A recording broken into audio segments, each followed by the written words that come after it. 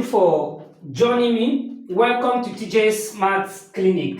Still on WAEC 2025 for school candidate. This is further mathematics, that is elective mathematics paper 2, May June, section B. With us here is question 12. In my previous video, I have solved question 1 to 11. Let's consider this question 12, and this question 12 carry 13 marks. The question read, if the mean and the standard deviation of that's x, comma 2.5, comma 4, comma y, and 7 are 4 and root 31 divided by 10 respectively. We are asked to find the values of x and y, given that x is less than y. There's a condition here. X must be less than y.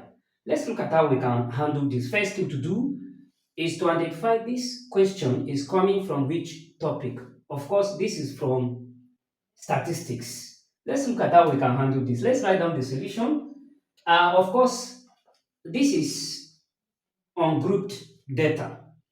This is discrete data. We have continuous data and discrete data.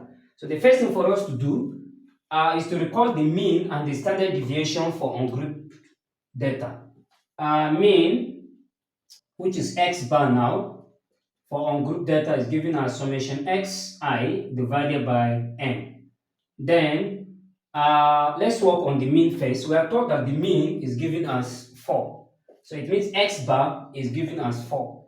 So we can say 4 now will be summation xi means we sum all these set of numbers here.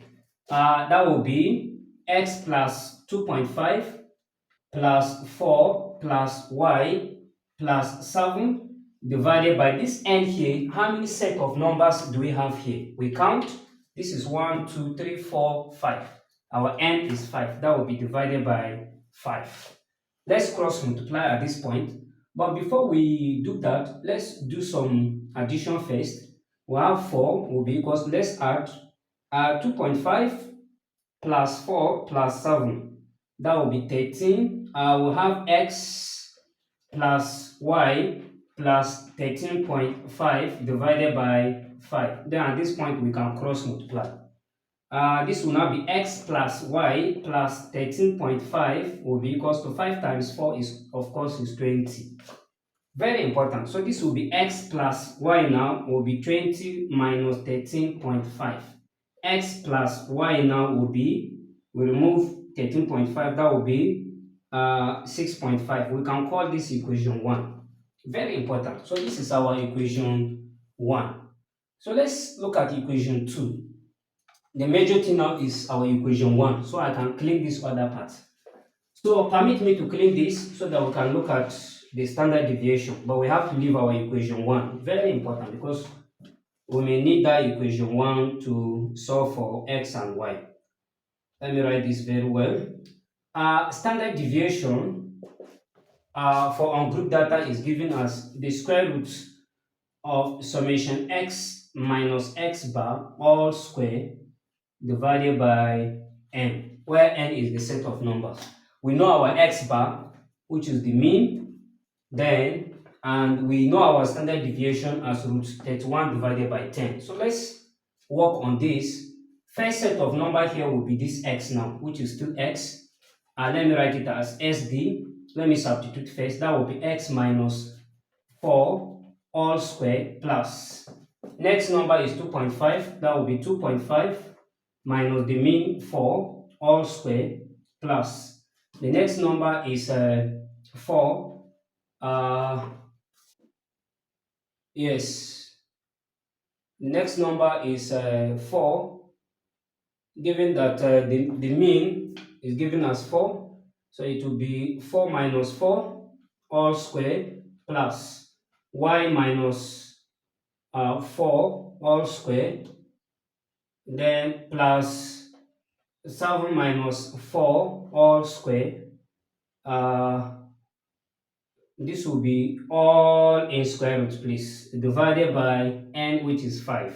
Permit me to write it like this because of the space. I think I can remove the question, but the condition is x must be less than y. So let me remove the question. I think we're almost there so that we can have enough space. The next thing to do now is to work on this. We are told that the standard deviation is given as root 31 divided by 10.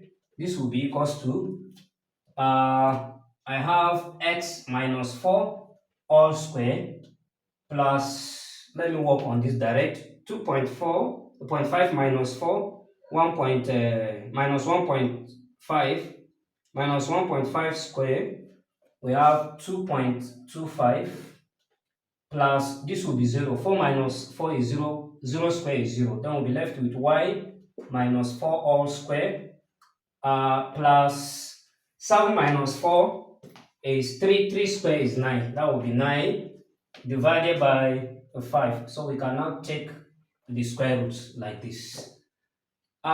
Very important, we may decide to square both sides here so that this square root will go. So let's square both sides. Squaring both sides means this, we square the whole of this such that this will do away with this. We'll be left with 31 divided by 10 will be equals to x minus 4 all square plus 2.25 plus y minus 4 all square plus 9 divided by 5. Let's work on this. 31, let's say 31 divided by 10, that will be 3.1. We have 3.1 now will be equals to x minus 4 all square plus, let's add this, 2.25 plus 9, that will be 11.25 plus y minus 4 all square divided by 5. Let's cross multiply before we collect like times. Very important. We have x minus 4 all square plus 11.25. Let's still add 2.25 plus 9 as 11.25, yes, plus y minus 4 all square will be equals to 3.1 times 5, that's 15.5. Our aim is to get equation 2. Permit me to move here. Let me still write the condition. X must be less than y. Let me clean this and leave equation 1. Clearly here, I will have x minus 4 all square plus y minus 4 all square will be, let me take this 11.25 to the other side. It will now be 15.5 minus 11.25. What are we going to get? X minus 4 all square, then y minus 4 all square will be equals to 15.5 minus 11.25. What are we going to get? We'll get 4.25. Let me label this as equation 2. So we have two beautiful equations here. Let me decide to make y the subject of the formula in equation 1. What am I going to get? Very important. Let me clean this because we are through with this part. Making y the subject of the formula or x, let's make y so that we can, anywhere we see y, we substitute. So y now will be equals to 6.5 minus x. This will be equation 3. Let's plug this into equation into equation 2. Anywhere we see y, we put 6.5 minus x. So put equation 3 into equation 2. What are we going to get? We have x minus 4 all square plus, in place of this y now, I'll put 6.5 minus x minus 4 all square will be equals to 4.25. The aim is to find x at this point. So this will now be x minus 4 all square plus, I can now say 6.5 minus 4. What am I going to get? I will have 2.5 minus x all square will be equals to 4.25. So let's expand. If we expand this, very easy, square the first term, that will be x squared. Then we square this one. Let's expand. The expansion of this, of course, will be x squared minus 8x plus 16. If we expand this, let's expand this other one. 2.5 minus x, 2.5 minus x.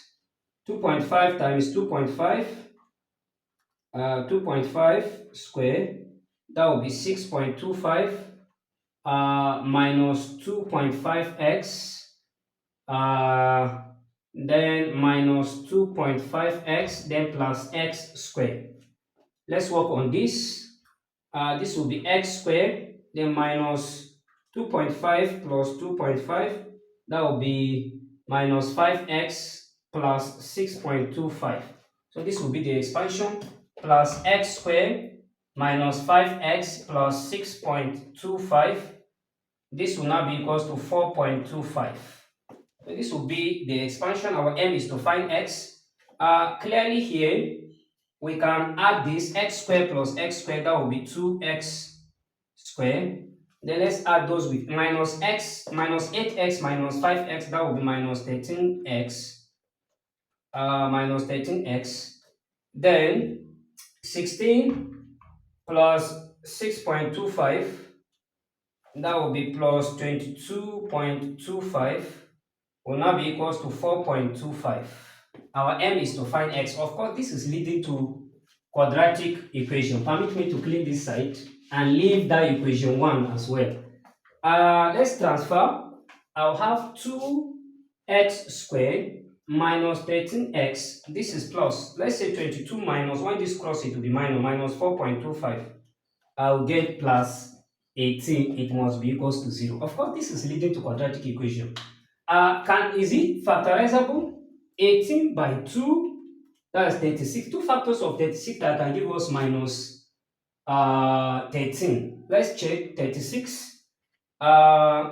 6 times 6 is 36. No. What about 36 divided by 18? That's 2, but we can't get minus. So what are we going to do? Let's still see 36. Let's list the factors. 36 to 18, that's 2.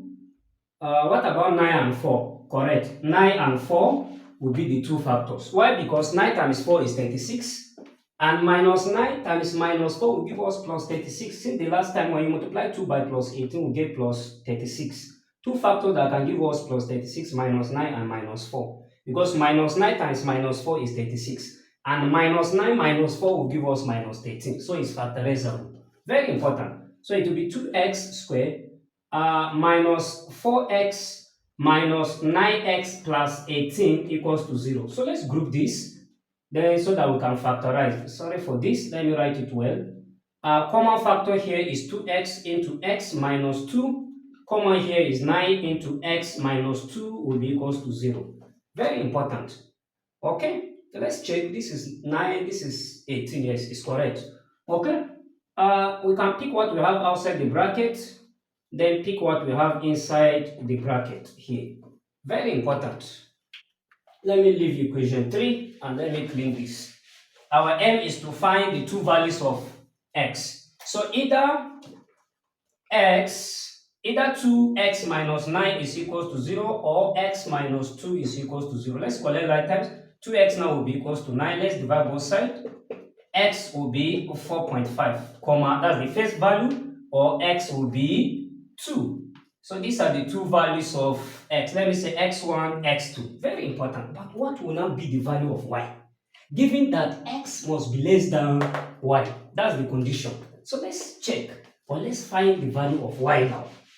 As I said, this question carries 13 marks. Very important. And it's very long. So when x is equals to 4.5, what will be the value of y? Y now will be 6.5 minus 4.5. Y, of course, will be 2. Let's say 6.5 minus 4.5, that will be 2. Then when x is 2, what will be the value of y? Y now will be equals to 6.5 minus 2. Y now will be 4.5. So the condition now is x must be less than y. Okay, here, let's consider this condition. X now is 4.5, y is 2. We can't pick this because x must be less than y. But here, x is 2 and y is 4.5. In this case, so there are two cases here. We have case 1 and case 2. In case 2, let me write it. This is case, so that for proper understanding, this is case 2 and this is case 1. So it's case 2 that satisfies the condition, because in case 2, x is 2, y is 4.5, and truly 2 is less than 4.5. So we can deduce, or we can conclude that therefore now the final solution, therefore x is 2, then y is 4.5. Since x is less than y. So this will say to be the solution. X is 2, y is 4.5. Very long question, but very interesting. Thank you for watching. Please do share this to your learned colleagues. And don't forget to subscribe to TJ Maths Clinic for more interesting videos. In my next video, Boss Willie, we'll look at question 13, 14, and 15. We just have 3 more questions from this elective mathematics. See you in my next video.